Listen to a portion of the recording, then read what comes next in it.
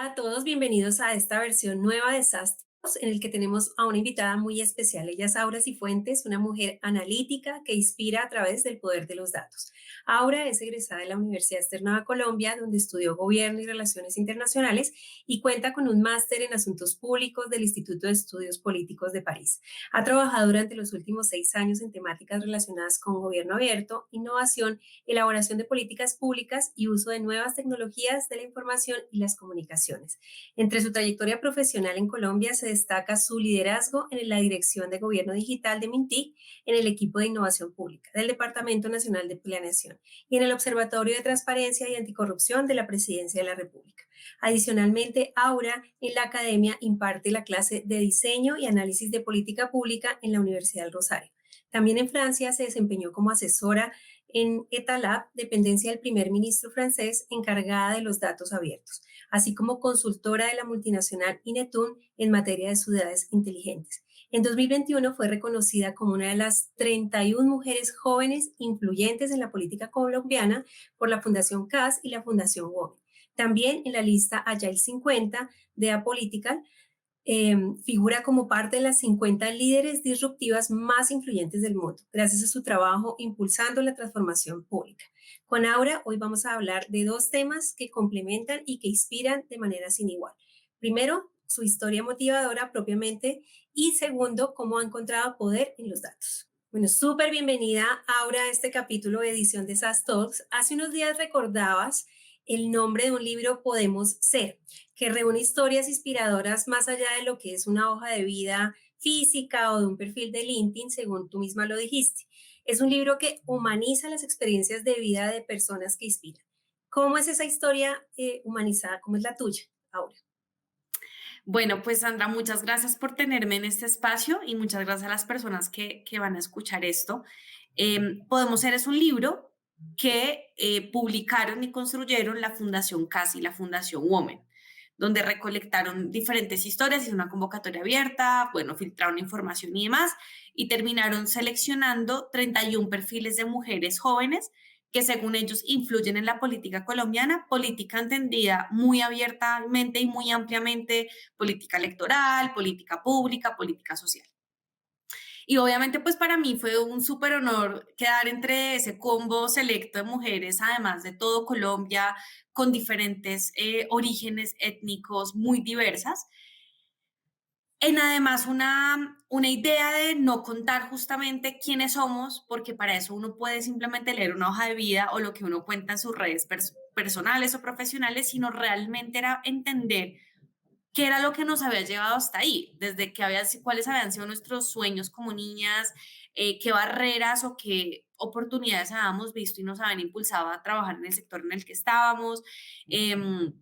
Compartir cosas de golpe que nunca hubiésemos compartido en ningún otro Como espacio, un diario, ¿sí? como un diario casi, como contando un poco quién es uno y también un poco aterrizar estos referentes que tenemos a veces que parecen allá como heroínas o héroes muy inalcanzables cuando finalmente todos somos iguales, tenemos los mismos miedos o bueno, no sé si los mismos, pero al menos tenemos miedos, nos hemos enfrentado a algunas barreras para llegar hasta ahí. Obviamente en el caso de la mujer, porque este libro busca ser como un referente y una lectura casi que obligatoria para niñas y adolescentes, pues mi historia humanizante es que yo estudié relaciones internacionales, que no es una carrera técnica, tecnológica, y terminé trabajando en un sector que sí lo es, que es el sector de TI, el sector de la transformación digital, del gobierno abierto. Y obviamente siempre como con un foco muy, muy importante para mí de trabajar con personas y creo que por eso he trabajado tanto en el sector público y obviamente también con unas oportunidades que me dio la vida desde muy joven de liderar y enfrentar esos Pero miedos muy, muy joven, y casi desde mirarlos a que... los ojos y bueno, y seguir ahí, digamos, abrazando ese liderazgo con todo lo que trae. Entiendo ahora que ese libro tiene una particularidad y es que al final tiene unas hojas o unas páginas en blanco para que el que lo lee pueda, digamos, completarlas, llenarlas o inspirarse. Teniendo en cuenta esas hojas en blanco, ¿qué le dirías tú a esas generaciones nuevas que vienen detrás de ti? ¿Cómo deberían llenar esas hojas para ese perfil más humano? Pues a ver, yo le tengo mucha fe a las próximas generaciones, la verdad, particularmente a las niñas millennials y centennials que vienen en la fila. Y yo les diría varias cosas. Una es, yo sí creo que es muy importante poner sobre la mesa todos los sesgos inconscientes que traemos por la sociedad en la que nacimos, por la manera en cómo nos educan. Y a eso me refiero particularmente a que no hay que autocensurarse. Y esto suena muy fácil de decir, pero ponerlo en práctica es mucho más complejo. Y autocensurarse, ¿qué quiere decir? Preguntarse esta pregunta, si es importante, la hago, no la hago, levanto la mano, participo, no participo, ¿será que soy idónea para liderar este equipo, para asumir este cargo, para asumir este rol? Entonces creo que lo primero es hay que atreverse y hay que confiar en las capacidades que uno tiene. Y si la vida uno le pone al frente mentores, jefes, colegas, amigos, familiares, pareja, lo que sea, que a uno le abra las puertas, pues que sí creo que son oportunidades que hay que tomar y que si en el caso eventual a uno no le gusta y uno no se siente cómoda, uno también puede decir que no. Lo segundo, creo que es muy importante, o al menos es algo que para mí ha sido siempre muy presente, digamos, en esos desafíos laborales y es no olvidarse finalmente que uno es un humano y las personas con las que uno trabaja siguen siendo seres humanos. Para mí el tema de encontrar equilibrio, si no hablo del equilibrio de la vida, el balance de la vida, no creo que haya uno, eso uno lo va sorteando y lo va encontrando también a medida que los hobbies o lo que uno va encontrando que lo equilibra y lo balancea se da. Yo sí creo que uno es mucho más productivo y uno puede tener equipos de mejor rendimiento frente a eso. Entonces también les diría a esas nuevas generaciones que vienen que nos han metido una idea de que la productividad excesiva y el trabajar todo el tiempo y el éxito permanente son los indicadores que nos miden como personas y no. Hay muchas otras cosas, particularmente cuando somos mujeres, muchas otras variables que pueden determinar qué tan exitosas o qué tan felices o qué tan productivas somos. Y yo justamente en ese libro podemos ser cuento cosas que para mí son importantes, prácticas que yo pues he implementado para justamente poder liderar equipos y asumir esos cargos con la mejor entereza, con la mejor conciencia. Entonces, les diría esos dos consejos. Chévere, muchas gracias. Tú también hablas de datos. Ahora, Ujú. datos que tienen el poder de transformar, de democratizar, de mejorar y de generar bienestar e impactar vidas totalmente. Datos para todo en la vida, Data for Good. ¿Cómo fue ese descubrimiento del poder de los datos en tu vida y en tu trayectoria? Pues fue un descubrimiento muy lindo porque yo creo que esa fue la semilla que ha como dado o como que ha generado ese hilo conductor en toda mi vida profesional. Yo, bueno, estudié Gobierno y Relaciones Internacionales aquí, como ya lo dije, y tomé la decisión de irme a hacer una maestría a París, al Instituto de Estudios Políticos, a Sciences Po, en temas de política pública. Y esa maestría obligaba, o pues era un requisito, que uno tuviese una pasantía, una práctica profesional para poderse graduar. Y yo, pues bueno, en el banco de ofertas que tenía la universidad, encuentro una que era trabajar para el primer ministro francés, como aquí decir presidencia, en la dependencia de datos abiertos y datos como de gobierno abierto de ese país.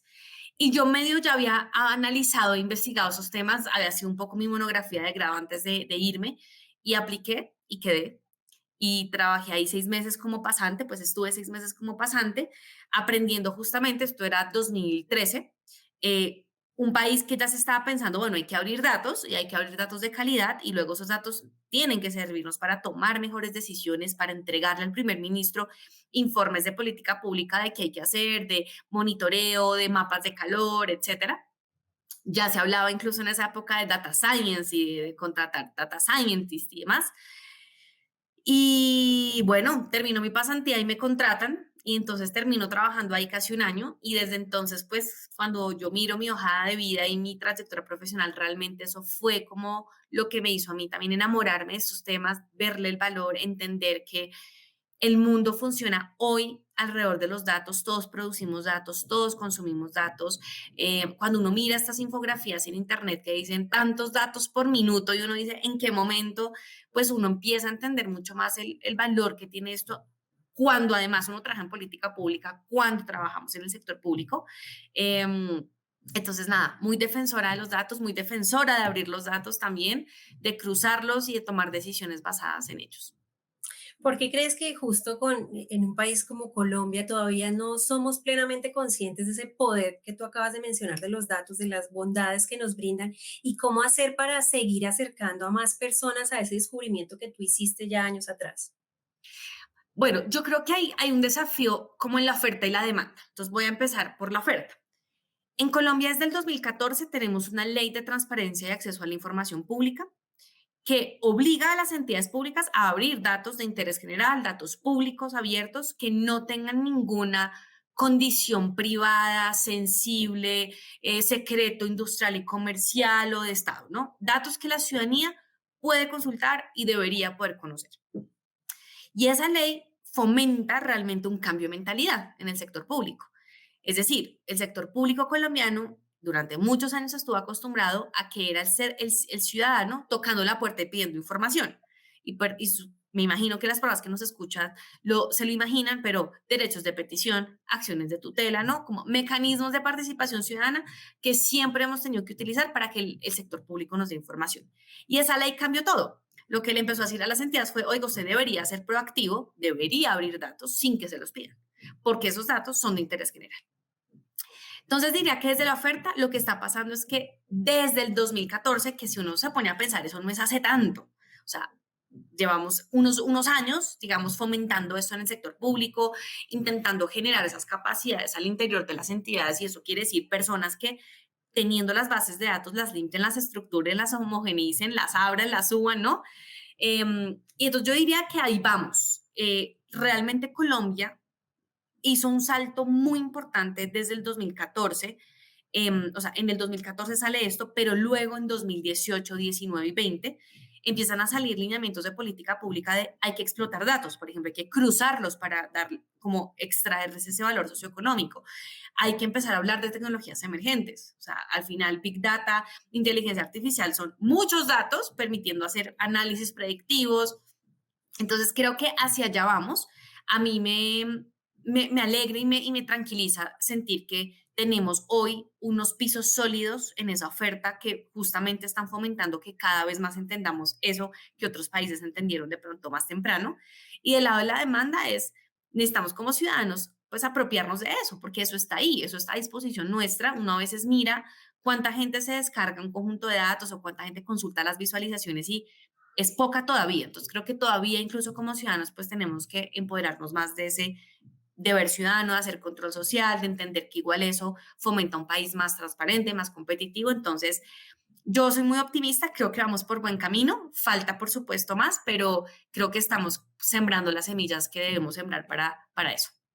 Sin duda, justo parte de ese optimismo del que tú hablas y en ese mismo entorno nace Ágata, de la cual Ujú. hoy eres funcionaria, formas parte, y este SAS Talks no solo llega a una audiencia en Colombia, sino en Latinoamérica. ¿Por qué no nos cuentas un poco ahora qué es Ágata, cuáles son esos desafíos que tú tienes en esta compañía? ¿De qué se trata? Porque creo que cuando hablas de saltos, a mí lo primero que se me viene a la cabeza es Ágata particularmente. Ahí me gustaría que nos explicaras un poco. Bueno, Ágata realmente es una muy importante iniciativa de política pública que está viviendo Colombia y que está viviendo particularmente Bogotá. La alcaldesa actual, muy alineada además con lineamientos que ya se venían dando desde el orden nacional, decide en su plan distrital de desarrollo poner ciertos compromisos, actividades, acciones en pro de la transformación digital de la ciudad. Y para eso dice, voy a crear dos equipos de trabajo que me van a permitir construir soluciones innovadoras a problemas públicos muy complejos. El primer equipo es IVO, el Laboratorio de Innovación, innovación pública para tener enfoques experimentales, enfoques innovadores, uso de metodologías ágiles que pongan en el centro al ciudadano, etcétera. Y la otra patica, digamos, de ese gran equipo es Ágata, la Agencia Analítica de Datos de Bogotá. ¿Por qué? Porque con tecnología, con datos, se pueden resolver problemas públicos que tradicionalmente de golpe no se han resuelto porque no se tenía la información, porque no se habían hecho cruces de datos, porque los datos incluso que se tenían no se habían analizado. Entonces nace Ágata. Y Ágata pues lleva un año y unos meses, un año y 4 meses, realmente es muy nueva. Es una iniciativa intraemprendedora y por eso quiero referirme a que pues es un modelo que se está probando y a mí me parece increíble que el sector público pues esté diciéndose esto es un modelo que hay que probar, que hay que pilotear, que hay que entender y vamos a darnos unos años para poder justamente explicar esto cómo funcionaría. Y entonces lo que Ágata hace es acompañar a secretarías del distrito en un primer comienzo que tienen un problema identificado, que tienen datos frente a ese problema y que pues de la mano de Ágata pues la idea es encontrar una solución. Dos ejemplos frente a eso. Uno, el gota a gota. El gota a gota es un problema muy grave en Colombia, es un problema muy grave en Bogotá. Las poblaciones vulnerables que no pueden acceder a créditos de entidades financieras acuden a unas mafias, porque realmente son grupos al margen de la ley, que prestan plata a tasas altísimas y que cuando esas tasas no se, o sea, esas cuotas no se pagan a tiempo o digamos al costo y a la cuantía que se definió, pues hay gente que ha muerto, o sea, hay gente que ha sufrido, digamos, las causas de estar en esa vulnerabilidad y de no poder acceder a las entidades financieras, de no tener inclusión financiera. Entonces, con datos de la Secretaría de Desarrollo Económico, estamos justamente intentando generar otro tipo de calificación crediticia, que ya no sea la que nos Lo califican tradicional. usualmente, la tradicional, sino Ujú. otra qué tan puntual es pagando el celular, por ejemplo, ¿no? O el arriendo, no sé. Entonces, estamos intentando encontrar soluciones distintas, estructurando datos para resolver un problema que es bien importante en Bogotá. Y el otro caso es, por ejemplo, el tema del sistema de cuidado, que es pues, un eje bandera de esta administración que le apunta particularmente a mujeres, hoy tan importante ese tema en la agenda de equidad de género y demás. Y básicamente lo que estamos intentando es que 12 entidades que tienen información de mujeres por los beneficios, los subsidios, los programas que dan, intentemos interoperar entre esos datos y encontrar cómo podemos darle una oferta mucho más organizada y estructurada a las mujeres que hoy son cabezas de hogar y que se quieren formar, ¿no? Y que quieren educarse y que quieren encontrar una actividad profesional. Entonces, estos son solo los problemas que uno diría, probablemente muchas otras administraciones han intentado resolverlos y hay evidencia y hay datos que muestran que funcionó y que no funcionó, pero aquí es de verdad coger bases de datos enormes y entender qué patrones podemos ver, qué comportamientos podemos identificar y a partir de ahí pues encontrar soluciones distintas. Entonces, eso es Ágata, eso es lo que estamos haciendo. Por supuesto, la analítica de datos es pues el corazón de todo esto y la idea es posicionarnos y poder encontrar más aliados que le crean a este enfoque. Justo ahora que hablas de aliados, Aura, y Ágata, organizaciones como nosotros, como SAS, las empresas que tienen tantas soluciones, la academia, las universidades preparan talento, las autoridades, bueno, digamos, todo un ecosistema de trabajo colaborativo para impulsar temas y generar un mayor impacto o como tú hablabas, un cambio de mentalidad o de conciencia. ¿Cómo se pueden articular mejor esos esfuerzos en este momento? ¿Cómo crees o cómo consideras que una organización como Ágata, tan joven, con talento nuevo, y desde tu experiencia, una empresa como nosotros, como SAS, podríamos confluir y ayudar a ese ecosistema? A ver, lo primero es que yo creo que hay una sombrilla que debería cobijarnos a todos y es que lo público no es lo gubernamental, ¿no? Los problemas públicos, las problemáticas públicas son problemáticas que nos afectan De a todos. todos sin importar el sector del que vengamos. Y yo creo que eso es bien importante cuando uno está trabajando en un ecosistema como este, el digital, el de transformación digital, el que usa tecnología, porque es que la tecnología, la vez pasada lo escuchaba, no tiene ni color político, ni agenda política, es un habilitador que permite resolver problemas. Entonces diría que lo primero es partir desde esa posición para desde esa posición entender yo qué puedo aportar a otro tipo de valores agregados que hay, ¿no? Yo no creo que nadie hoy pueda resolver problemas de esa complejidad solos. Entonces creo que Agata tiene además una particularidad que hoy evidencia eso y es que es una entidad mixta.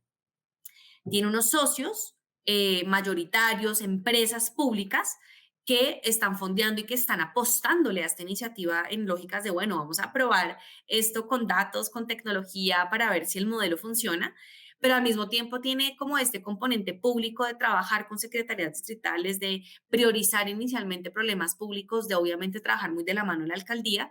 Entonces creo que el tener esa como dualidad de lo público y de lo privado, permite justamente posicionarse en el mejor de los mundos, ¿no? Y es cómo lograr que lo público no se quede únicamente en lo público, en lo gubernamental, en lo del ejecutivo, que a veces pasa, y tampoco en lo privado, que únicamente está pensando de pronto en rentabilidad o en otro tipo de indicadores, ¿no? Acá es un poco mezclar los dos mundos y encontrar soluciones que sean sostenibles, que sean escalables, que nos permitan estar respetando la normatividad en cuanto a datos. Y ahí yo creo que pues justo la gerencia en la que yo estoy está haciendo eso, está mapeando los actores con quien hoy tiene sentido hablar desde todos los sectores, entender los vehículos para formalizar esas alianzas, y pues obviamente empezar a identificar problemas donde por lo que nosotros hacemos y lo que hacen otros, pues tiene sentido trabajar de la mano. Sin duda. Ahora que te escucho tan entusiasta alrededor del tema, ¿qué te sueñas logrando, impulsando todo esto que tiene que ver con datos y analítica dentro de la agencia o dentro de esa transformación general que impulsas con tanta pasión? ¿Cuál es ese sueño ahora? A ver, mi sueño, yo creo que es el sueño que yo siempre he tenido trabajando en este tipo de proyectos, es que esto no se quede con los cambios de administración. O sea, mi sueño es que esto trascienda a las administraciones porque le ven el valor, porque entienden la utilidad de esto, porque abrazan que estamos en pleno siglo XXI y que esto es un oxígeno para poder sacar proyectos adelante. Entonces, mi primer sueño es que esto sea sostenible en el tiempo y que logremos generar toda la evidencia necesaria para que próximas administraciones sigan potenciando el trabajo que se está haciendo. Lo segundo es, yo creo que detrás de los proyectos hay personas, entonces fomentar que esto sea cultural, que abracemos esto como una mentalidad alrededor de los datos es vital, porque aquí detrás hay ingenieros de datos, hay arquitectos empresariales, hay científicos de datos, hay personas que no estudiaron nada con datos y están impulsando política pública. Entonces, el hacer más pedagogía, más sensibilización para que las personas entiendan esto, me parece que también es un sueño que tenemos que poder cumplir, porque finalmente cuando uno mira estos proyectos en su ciclo de vida, desde el comienzo hay personas que van a estar manipulando los datos y hasta el final igual. Entonces, poder lograr como dejar esa capacidad instalada que pase, que se pueda rotar, que sea también sostenible y como que transicione también esos cambios de gobierno, me parece súper importante y es algo a lo que yo además le creo porque cuando uno ha defendido otro tipo de agendas, la innovación pública, la de gobierno digital, pues se da cuenta que es hasta cuando las personas realmente se lo apropian y están convencidas del valor que lo pueden replicar, lo pueden contar, le pueden formar a otros incluso. Entonces creo que ese tema de cultura de datos es vital. Y la tercera es poder demostrar lo importante de cómo curar los datos que tenemos. O sea, los datos de verdad son eh, o sea, es un asset muy valioso, es algo que de verdad Bueno, que tenemos que cuidar, es oro. Y las entidades que además son, bien sea productoras o que custodian información de la ciudadanía, de verdad, y yo sé que eso ya está pasando, pero es también un sueño, es como cada vez más las entidades tienen que entender esto. Muchos de los sistemas de información, por ejemplo, en Colombia, se pensaron muy en lógica contable, estadística. Hoy de verdad necesitamos empezar a hablar de interoperabilidad, que la información puede intercambiarse de manera ágil y segura, entonces que estos sistemas hablen entre sí, entonces nada, este es otro sueño mucho más ambicioso y mucho más de largo plazo, pero ahí también está. tú hablabas ahí en medio de tu sueño de la cultura de los datos. Ahora, y ha sido por las veces que he tenido el privilegio de escucharte, una mujer que lleva una bandera empoderando a otras mujeres. Ujú. En medio de esa cultura de datos, ¿qué invitación le harías a esas mujeres o a formarse en qué para que sean parte de ese cambio cultural alrededor del sueño que tú nos acabas de compartir? A ver, lo primero es que yo he aprendido un poco también como en el curso de mis proyectos, de mis cargos, que el sector público cada vez necesita más intérpretes y menos expertos o expertas. ¿Qué quiere decir eso? Que yo sí creo que la contratación en el sector público, en el sector privado, en cualquier sector estoy cambiando a contratar personas que tengan competencias, habilidades para el mundo al que nos estamos enfrentando hoy, para los problemas de hoy. Hace unos años lo más importante era universidad, diploma, ¿no? La carrera, la maestría, y yo creo que eso está cambiando. Entonces, una de las cosas de las que yo más hablo y que en mi entorno más cercano y más lejano digo es, las mujeres tenemos también una corresponsabilidad de formarnos en estos temas. Hay cursos gratis, virtuales, abiertos, pagos, no pagos, sobre tecnologías emergentes, sobre transformación digital, sobre temas mucho más técnicos, sobre programar en diferentes lenguajes. Entonces, creo que para las mujeres que nos escuchan y que de pronto están teniendo esa curiosidad o al menos como que hay un Pepe Grillo ahí hablándoles de esto podría tener sentido, mi sugerencia y mi invitación es a que lo hagan, a que se formen, a que sean curiosas y encuentren también en qué quisieran mejorar sus habilidades y competencias para volverse mejor intérpretes. ¿Y por qué hablo de interpretación? Porque es que uno ya se da cuenta que en este mundo tecnológico hay gente que va a estar muy enfocada probablemente en temas de política, de estructurar política, de hablar con comunidades, de el ciclo como estructural de la política pública. Y hay otros que van a hablar de tecnología, de datos, el que va a estar programando, el que va a estar limpiando la base de datos. Yo creo que una gran habilidad es poder hablarle a los dos mundos, poder lograr traducir un lenguaje técnico a uno político y viceversa. Entonces, nada, esa es mi sugerencia. Yo creo que las mujeres que se están formando en eso están mejorando sus currículums, están abriéndose a más oportunidades de trabajo. Así que sí, sí creo que nosotras tenemos además una voz muy importante en este tema, porque así como los seres humanos tenemos sesgos, sesgos de género, sesgos raciales, cualquier tipo de sesgo, los algoritmos, la tecnología también lo tiene porque es hecha por humanos. Entonces, la voz, la visión, la mirada de las mujeres en esto es vital. Sin duda, Aura. Y ya para finalizar, tú mencionaste la curiosidad como una habilidad, que sin duda para nosotros en SAS es el mindset de nuestra organización.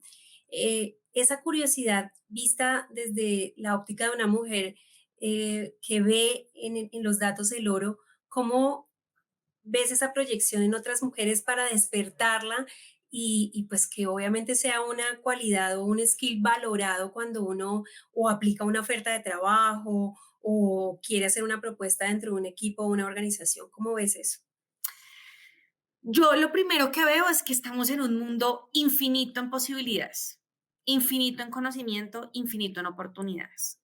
Y como mujeres, la evidencia nos demuestra eso, porque cuando uno le preguntan mujeres que admire, mujeres referentes, y uno empieza a investigar un poquito qué las define, cuál es ese patrón común y demás, en gran medida son mujeres que han sido curiosas, son mujeres que han ido un paso más allá, que han dado la extramilla, que han estudiado algo que de pronto en su momento era impensable que una mujer estudiara, o que simplemente estudiaron algo y se dieron cuenta que no necesariamente iban a encasillarse en eso y ampliaron su perfil profesional.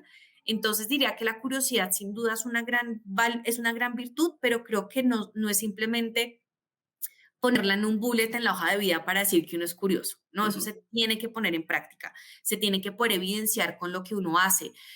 Yo realmente creo mucho en que las mujeres tenemos que aprender más a vendernos a nosotras mismas, a exponernos. La exposición genera vulnerabilidad, sí. Es dura, sí. Las van a criticar también, pero las mujeres tenemos una voz y es importante pues ponerla en práctica, es importante hablar en los paneles, estar en foros. Si ustedes usan redes sociales, su voz importa y lo que están contando de sus trabajos, seguramente alguien lo está leyendo.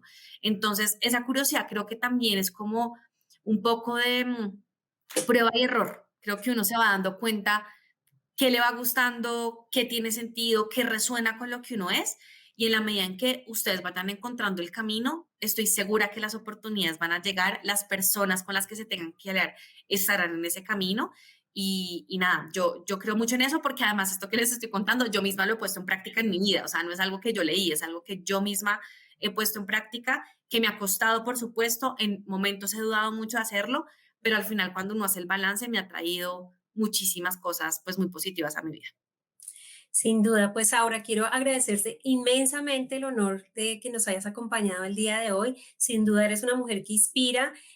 Los datos y la analítica están al servicio de todos, del gobierno, del sector privado, del sector público, y tú eres sin duda un referente en este país, en Latinoamérica, que nos llena de orgullo y que nos inspira a otras a seguir el camino que tú ya hoy vienes abriendo. Así que te agradezco nuevamente y espero tenerte en otra oportunidad aquí nuevamente en un capítulo más de estas Talks. No, de verdad, muchísimas gracias. Yo soy la que me siento súper honrada y agradecida de que me permitan contar esta historia, de poder compartir estas reflexiones, introspecciones que pues yo he tenido en mi vida y que espero les sean útiles. Yo las he tenido porque también he escuchado a mujeres tenerlas, entonces creo que entre todas finalmente aquí estamos aprendiendo, desaprendiendo, apoyándonos entre nosotras. Entonces, nada, muy feliz de poder haber estado aquí y espero que sea útil y que las personas que nos escucharon pues les guste y quedamos súper en contacto. Muchas gracias.